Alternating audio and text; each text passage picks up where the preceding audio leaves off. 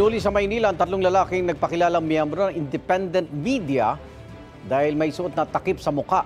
Sinita rin ang ilang rallyista sa Luneta nang lumok sila sa rally na may suot na balaklava. Bawal na po kasi yan alinsunod sa bagong ordinansa sa lungsod. May unang balita si Jonathan Andal. At nakamaskara kayo, alam niyo naman bawal na dito sa Maynila. Sinita ng mga pulis ang grupong ito sa Calao Avenue sa Maynila dahil nakabalaklava o takip sa muka. Nakamas kayo, may gasmas pa kayo. Bawal yan, sabi ng mga pulis.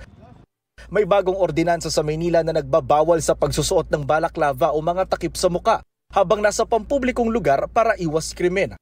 Nasita rin ang suot nilang helmet at bulletproof vest na may nakasulat na press. Dinala sa Ermita Police Station ang tatlong lalaki na nagpakilalang independent media at miyembro ng grupong Kilusang Setyembre 21 o KS21. Depensa nila, hindi nila alam ang bagong ordinansa sa Maynila at wala silang masamang balak. May suspicion mata po sila na yun nga dahil porque may gear po kami na protective gear, baka may binabalak daw po kaming masama. Nagjo-journalism lang po lang mga tatlong kaibigan ko po.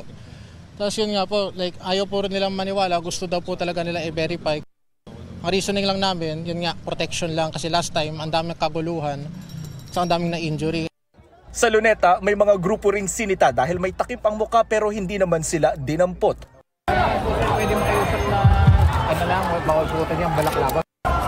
Sir, ibabalang ka. Pinapangalagaan lang rin namin seguridad ng mga kasama namin. Kaya tanong ng tatlong dinampot, bakit sila dinala sa presinto gayong tinanggal naman nila kaagad ang balaklava ng masita? Gusto natin malaman kung talagang totoong miyembro sila ng press. According din naman doon sa mga kaibigan nating media, bihira tayo makakita ng mga ganun na nakasuot.